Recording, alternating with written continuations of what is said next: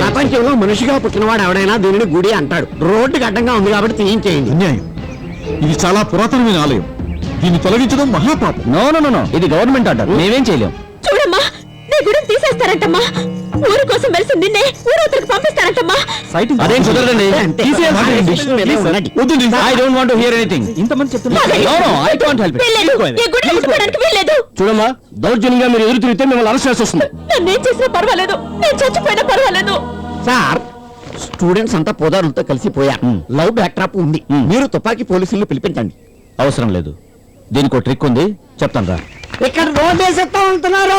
Temple లో కూడా నాకు ఓకే ఓకే ఓకే, అగ్రిమెంట్ చేసుకుందాం. అంటే ఆపడానికి ఏంటి నిచ్చుకోలేటే? నో నో నో నో, ఇక్కడ రోడ్ ప్రాబ్లం మాది, టెంపుల్ ప్రాబ్లం మీది. మీరు పూజించే దేవత గ్రేట్ అండ్ పవర్ఫుల్ అయితే ఒకసారి నిరూపించుకోండి. లేకుంటే మేము ఆ టెంపుల్ ని పడగొట్టి ఈ ప్రాంతంలో రోడ్ వేస్తాం. Is it okay? ఓకే, ఇదే పెద్ద టెన్షన్. నిరూపించుకుంటుందండి. అమ్మవారు శక్తి లేని కాదు, మహాశక్తి. ఉస్కే బదలే మై బోల్తా హూ, సారే జగత్ కో బోల్తా హూ. ఈ రోజు అర్ధరాత్రి 12 గంటలకు అమ్మవారి గర్భగుడి కలశం గాల్లోకి లేస్తుంది. అలా లేవకపోతే గుడి బద్దలు కొట్టేసుకో. ఏంటి పిచ్ అగ్రిమెంట్ చేస్తున్నావు? నిరూపిస్తుంది బాబు, నిరూపిస్తుంది. తప్పకుండా ఆవిడ శక్తి నిరూపించుకుంటుంది. ఈ రోజు రాత్రి 12 గంటలకి అమ్మవారి గుడి కలశం గాల్లోకి లేస్తుంది. లేకపోతే నేను ఆత్మహత్య చేసుకుంటాను. అయ్య బాబాయ్, నగదేమో అనవసరం కొట్టేసుకున్నది. నువ్వు తొందరపడద్దమ్మా. ఇది దేవయుగం కాదమ్మా. దేవుడిని పిలిచిన వెంటనే దిగిరావడానికి కలియుగం. ఎన్నో యుగధర్మాలు అడ్డంగా ఉంటాయి. తల్లి, ఏం జరిగినా నువ్వు మాత్రం తొందరపడద్దమ్మా. చేదస్తంగాని కలసం ఎక్కడ లేస్తాదండి. వెళ్ళిపోండి మీరు. బుల్డోజర్లు తెప్పించి తెల్లారెప్పటికి రోడ్లు వేసేయండి. ఇప్పటిదాకా వెయిట్ చేశాం కదా, ఇంకో 10 నిమిషాలు వెయిట్ చేద్దాం. ఓకే? కర్మారా బాబు, వీడికి ఏం చెప్పినా అక్కడ నెగుతుందా, ఇక్కడ నెగుతుందా, అక్కడ నెగుతుందా? మీ నెత్తి మీద వేస్తా సార్.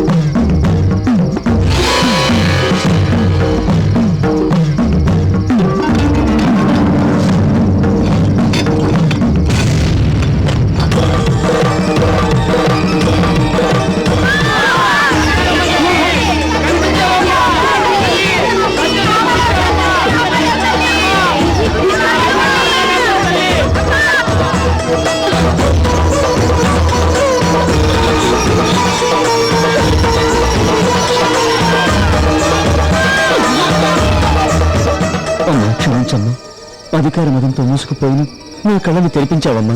ఇక నుంచి నేను నీ భక్తుని. తప్పైపోయింది, క్షమించమ్మా.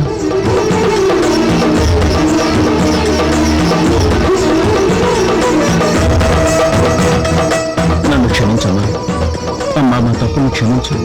నీ దయవల్ల మాకు కూడా ఈరోజు అమ్మవారి దర్శనమైంది. మా గవర్నమెంట్ కానీ గవర్నమెంట్ స్టాఫ్ కానీ ఎవరూ ఇక మీదట నీ జోలికి రారు. మమ్మల్ని మన్నించమ్మా.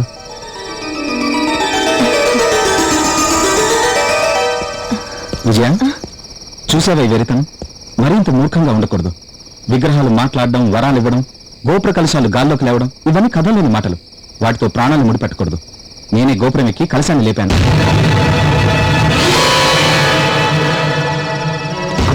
నేను రాకపోతే ఏమైపోయేదానివి? అల్లరై ఆత్మహత్య చేసుకునేదానివి. దేవుడంటే నమ్మకం ఉండొచ్చు, కానీ అది ప్రాణాలు తీసుకునేంత మూఢనమ్మకం కాకూడదు.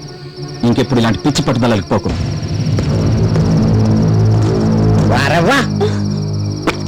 అదన్నమాట. వీళ్ళెవరిని పైకి పంపించి కలశాన్ని ఎత్తించి మాకు డుమ్కా కొట్టి జంకా చేస్తావు. నీ సంగతి తెలుస్తాం, గుడిని బదనాం చేస్తాం. అరే ఆఫీసర్, ఈ అమ్మాయి మనల్ని మోసం చేసింది. మోసం చేస్తావు?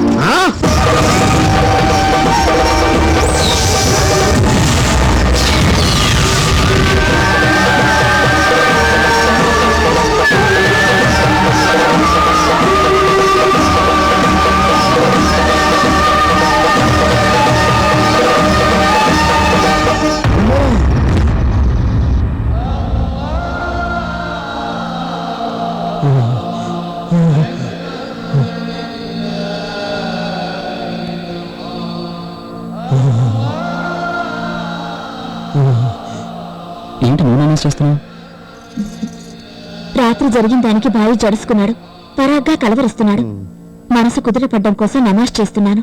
మీ అమ్మవారిని ప్రార్థించవచ్చు కదా, అల్లాకి మేనేజ్ చేస్తున్నావు ఏంటి? ఎవరి దేవుడంటే వాళ్ళకి నమ్మకం ఉంటుంది. ఆ దేవుణ్ణి ప్రార్థిస్తే వాళ్ళకి ధైర్యం వస్తుంది, మనసు కుదుటపడుతుంది.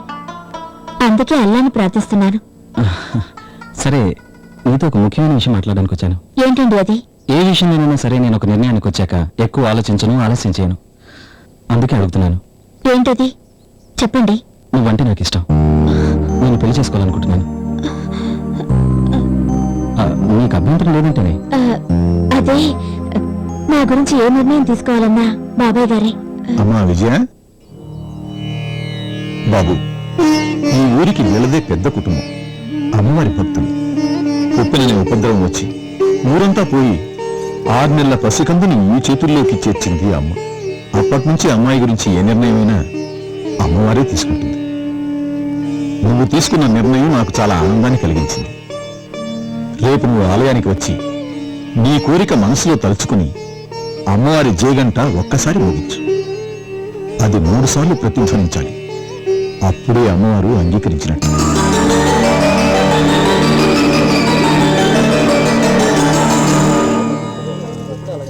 గంట ఒక్కసారి కొడితే 3 సార్లు మోగాలంట. మోగుద్దా? 2 సార్లు మోగి ఆగిపోద్దా? అసలు మోగదేమో. నాకు టెన్షన్ గా ఉండే. ఉండండి, శుభకార్యం జరుగుతుంటే మీ అపశకనాలు. అది మోగకపోతే నేనే వెళ్ళి కొట్టేస్తాను.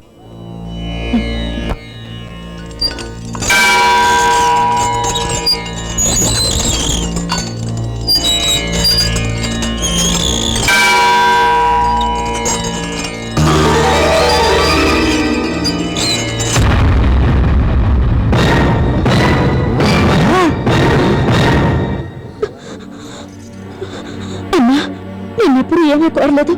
నీ పెళ్లి జరిగేలా ఆశీర్వదించమ్మా.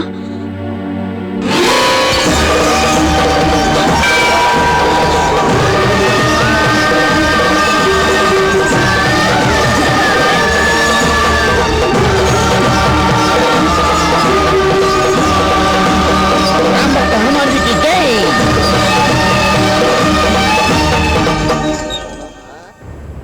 అర్రే అర్రెర్రెర్రె, ఆకాశంలో హోలీ పండగ జరిగిపోతున్నట్టు ఎన్ని రంగులు! సూర్యుడు కమ్మరి కొలివిలోంచి కాలొచ్చిన ఎనపొండలాగా ఎంత ఎర్రగా సలసల్లాడిపోతున్నాడు.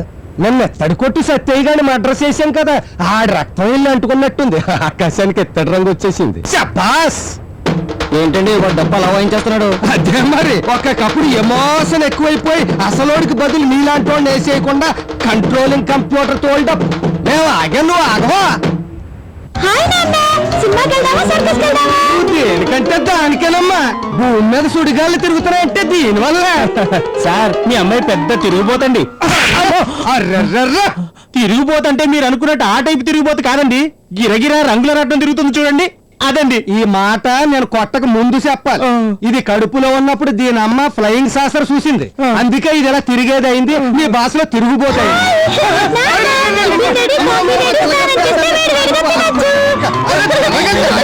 అరే తిరగ ఇప్పుడు.